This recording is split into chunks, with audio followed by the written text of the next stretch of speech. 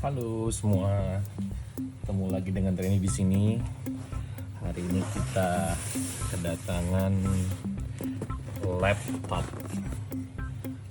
Laptop baru, ini dari mereknya Dell. Untuk prosesornya sendiri AMD. Ini masih segel, belum dibuka. Kita baca dulu ya. Ini tipenya adalah Dell Inspiron 3500 series portable computer notebook 14 inch. Spesifikasinya dia RAM-nya 8 GB dan storage-nya 512 GB. CPU-nya dia itu AMD R7 3700U, modelnya Inspiron 3505. Kita coba buka ya. Gue dapat kiriman ini kemarin dan baru sempat buka hari ini. Ya, kebetulan di setiap pembelian unit ini kita mendapatkan hadiah tasnya kayak gini. Ada tulisan Dell-nya. Ini tasnya tas lempang ya, agak tipis memang, tapi kayaknya build quality-nya bagus. Coba buka ya.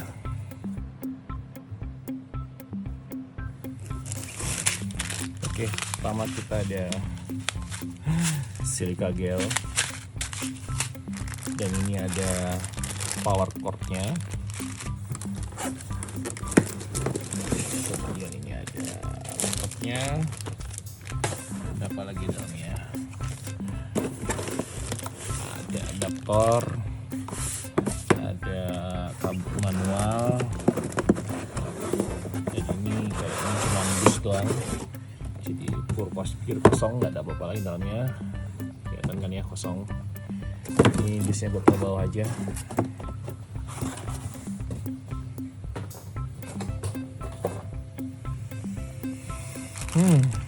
Jadi barang-barangnya ini semua yang dikirim hari ini.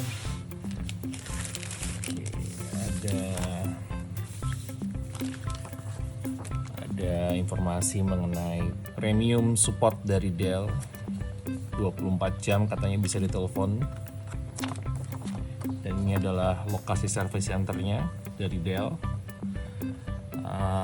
Gue tebak ini ada di semua kota besar di Indonesia, jadi gak perlu khawatir. Ini adalah safety regulationnya, ya, informasi keselamatan dan penggunaan. Ini kartu registrasi garansinya. Jadi produk ini adalah produk resmi yang gue beli untuk keperluan kantor. Harganya sekitar 9,9 juta harganya. Nah, ini adalah buku manualnya, Inspiron 3505. Manualnya, cara pasangnya begini nih ya. Jadi adaptornya dicolok ke kabel power plug tadi, tinggal dicolok begini. Nah, kalau dia udah nyala artinya dia ngecas. Tombol powernya ada di sisi kanan atas, nanti dia akan muncul. Oke, ini bahasa China ya, kira-kira dia menjelaskan bahwa emang dia punya di sisi kiri itu ada tempat untuk colokan adaptor, ada HDMI, ada kabelan, ada USB 3.2 generasi pertama, ada 2 port di sisi kiri dan ada port untuk headset. Kemudian di sisi kanan ada SD card port dan ada USB 2 dan ada Kensington lock. Oke. Speakernya dia ada di bawah nih kalau dilihat dari gambar ya. Dan ini juga ada kayak semacam service tag-nya di bawahnya. Nah, ini katanya juga sudah didukung. Connection ini sudah boleh dipergunakan di Nigeria. Jadi kalau lo mau bawa nih laptop nih ke Nigeria boleh aman. Coba lihat ya.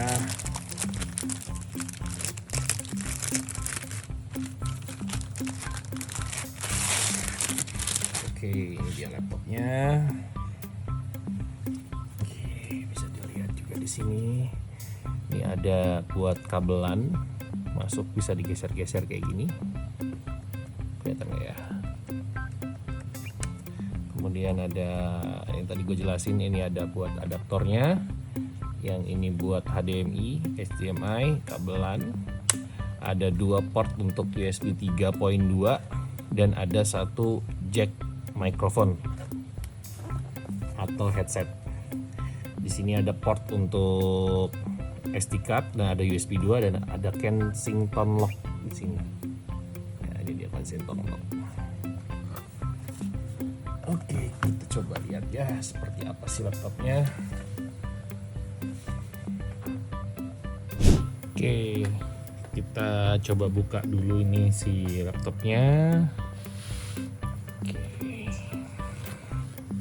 Nah, ini ukurannya 14 inch, cukup besar. Dan kalau kita lihat keyboardnya ini enak banget kalau buat ngetik. Moga-moga nggak typo ya. Dan ini full keyboard jenisnya, jadi kamu bisa dapetin angka-angka di sini. Ini kalau buat counting ini bagus banget nih, jadi nggak perlu pakai keyboard eksternal. Oh, ternyata 15,6 bukan 14 inch. Kok gue baca di sini? Oke, ternyata 15,6 inch, dan kita akan coba nyalain ini. Oke, ini mesti dicas dulu. Nah, jadi kalau nggak salah, ini kan dia pakai Windows 10.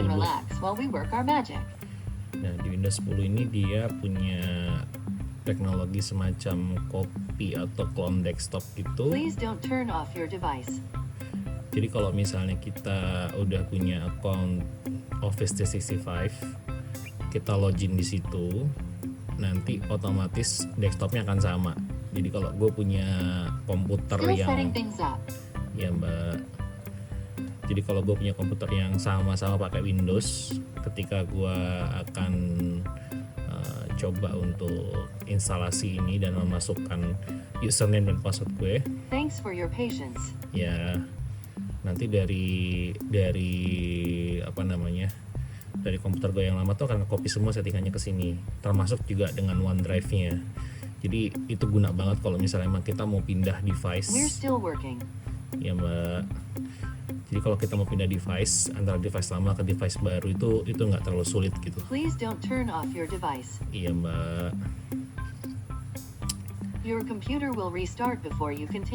Oke, baik. Nah, yaudah kita ikutin aja lah Mbaknya maunya gimana.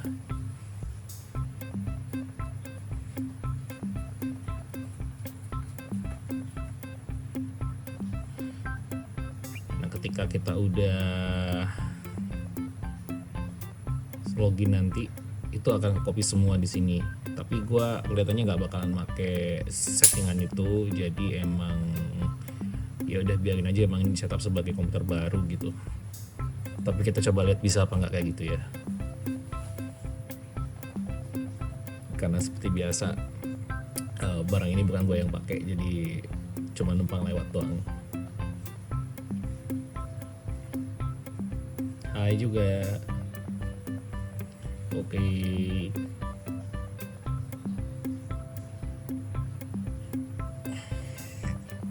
Oke, ini update-nya June 2021. Anggaplah kita membaca ini, dan emang harusnya sebetulnya dibaca satu-satu ya. Jadi kita bisa, kalau ada apa-apa kita tahu. Jadi sebetulnya kegiatan ini tidak disarankan kamu tidak membaca ini. Jadi kamu harus benar-benar membaca ini semua.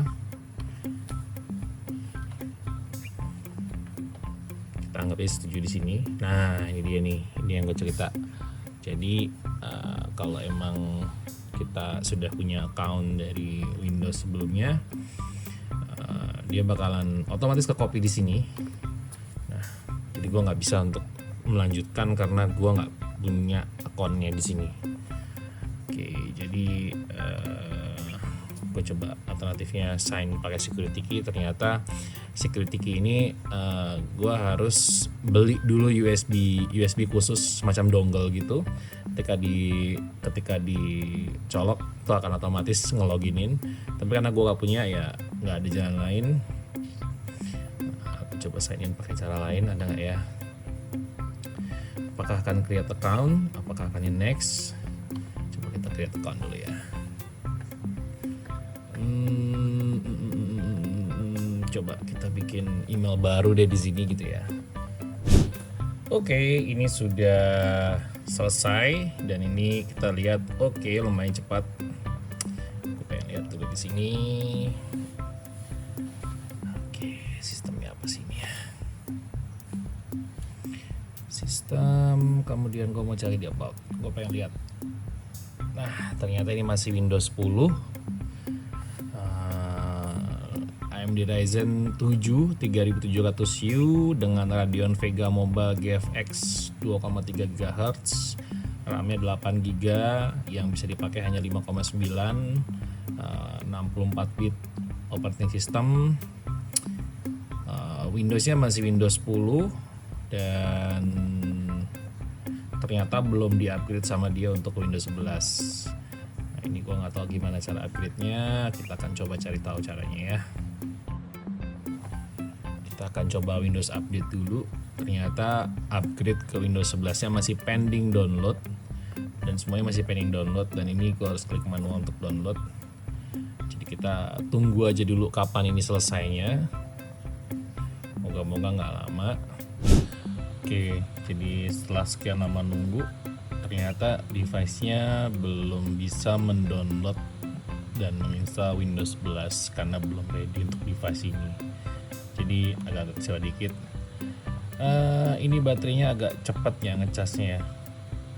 Tahu-tahu di 90%. Rencananya bakalan gue bongkar dulu device ini biar gue bisa tahu apakah bisa di-upgrade atau tidak. Nanti kita akan lihat. Oke. Mari kita coba untuk bongkar. Oke, nampaknya sudah semua baut. Lihat ya. Biasanya kalau laptop ini agak-agak susah bukanya dan agak tricky. Ini dia kebuka.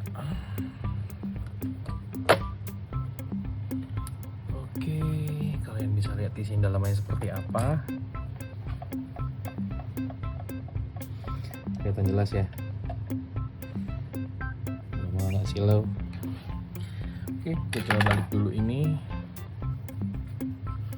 sambil gue bantu untuk ngecek dan jelasin. Kelihatan nggak ya? Nah, ini dia ada baterainya 42 watt hour, dan ini di sini ada tempat untuk hard disk. Gua belum lihat ini di sebelah mana dia naruh untuk hard disk SSD-nya, tapi kayaknya ini deh hard disk SSD-nya. Ini sepertinya ini hard disk SSD-nya bisa di-upgrade. Ini bisa kalian tambahin satu SATA SSD atau hard disk yang kecil ukuran 2,5 in. Ada kipasnya, dan ternyata untuk port RAM-nya di sini upgradable ya, bisa jadi kalian upgrade. Gue bakal ngecek apakah gue punya RAM tambahan apa enggak di rumah ini. Baiklah, gue punya RAM berapa giga ini ya? Ini 8 giga, moga-moga sama. Ini kayaknya DDR4. Apakah DIMM-nya sama? Kita coba pasang aja dulu di sini dulu deh. Ya. Harusnya kalau dia kompatibel, dia bakalan bisa booting dan nantinya akan bisa jadi 16 giga. Moga-moga RAM-nya sama. Tapi ternyata RAM-nya beda. Ini sama-sama 8 giga. Isinya beda. Yang punya yang baru yang tadi gua tambahin itu isi 2666, yang ini PC 3200 AA. Tapi moga-moga dia kompatibel. Aku nggak bisa janjiin apa-apa di sini, tapi kita coba aja dulu. Kira-kira ini bisa di-upgrade. Ini adalah tempat untuk SSD-nya. Gue mau coba buka dulu untuk melihat apakah dugaan gue benar ini SSD. Dan ternyata ini adalah ya betul, ini adalah SSD-nya. Kecil sekali. Kita coba buka SSD-nya, betul ya, tulisan SSD di sini. Kalau kalian lihat, coba buka.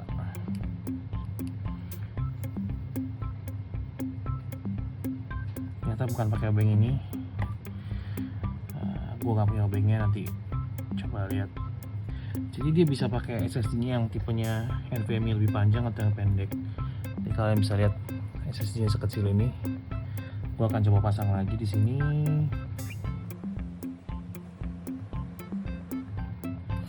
Kebetulan gue punya SSD dari kantor gue. Coba buka dulu ya. Ini SSD-nya second sih, tapi lumayan oke.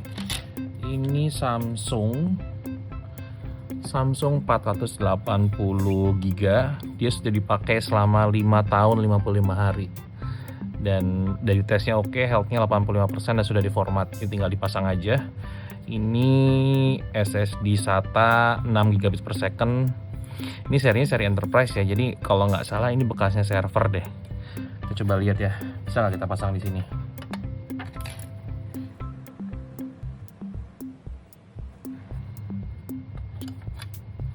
Ini di sini harusnya sebetulnya ada semacam kaitannya gitu. Oh, ini ada ternyata. Nah, ternyata dia sudah memberikannya di sini. Kalau kita lihat nih ada 4 baut. Jadi emang bautnya udah disiapin. Jadi kalau mau pakai SSD tinggal pakai bautnya aja. Ini kita buka dulu bautnya. Kita buka baik-baik. Jangan dibuka paksa, nanti jebol. Wah, ini enak banget nih. Jadi kalau dihitung-hitung hampir 1 tera ya kapasitas si laptop ini nantinya. 512 SSD tambah 480, hampir 1 tera. Pasangnya begini, ini sudah dipasang, kita baut dulu.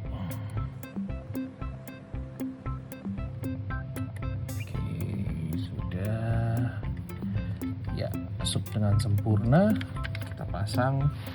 Ini agak ringkih karena dia bukan sesuatu yang ditempel, tapi gue harus masukin secara pelan-pelan di sini. Lihat ya, konektornya dimasukin seperti ini.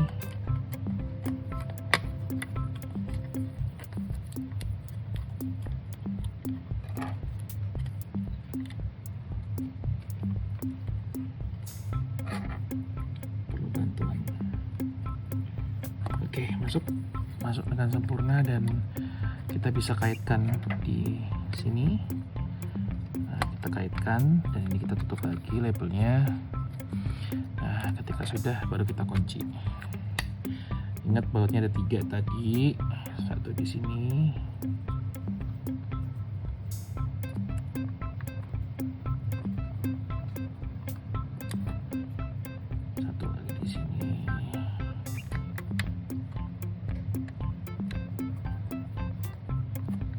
Satu lagi di sini.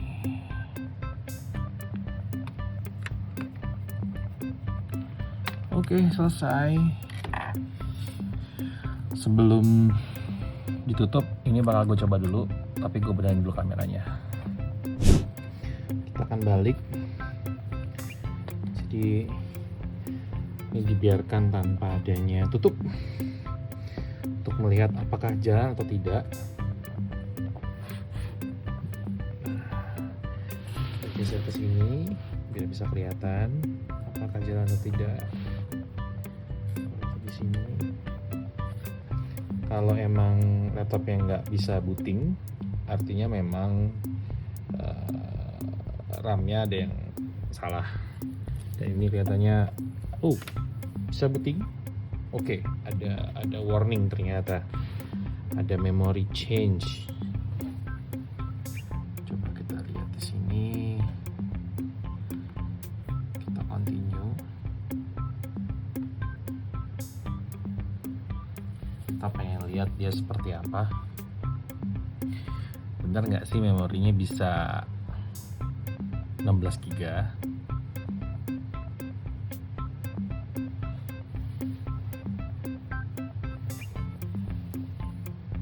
Wah, nyala ternyata. Coba kita login dulu. Oke, ini masuk ke BIOS-nya. Jadi kalau ada yang nanya ini keyboardnya backlit atau enggak, ini jawabannya non backlit ya. Di Ryzen. Oke, ini virtualization bisa. Terus maintenance-nya juga, data wipe-nya nggak di wipe. Oke, bisa di password. TPM-nya juga sudah di enable, UEFI nya juga sudah di enable, secure boot-nya juga sudah di enable semua, boot-nya juga sudah di setting.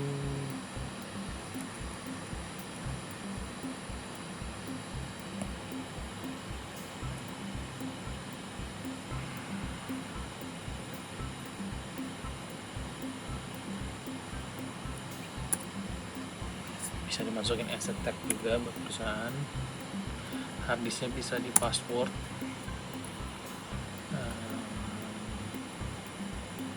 Penting banget harddisknya di password.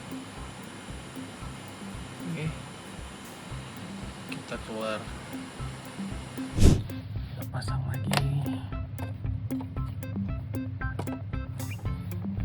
Pasangnya dari pinggir-pinggir.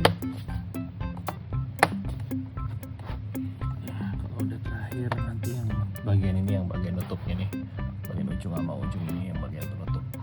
Jadi bukan hanya terima bongkar tidak terima pasang, jadi harus bisa pasang lagi. Thank you sudah menyimak dan jangan lupa untuk subscribe. Kalau misalnya gue ada produk baru atau video baru yang gue bikin tentang review atau apapun lah itu, jadi kalian bisa langsung dapat informasinya. Oke, sampai jumpa di lain waktu. Makasih.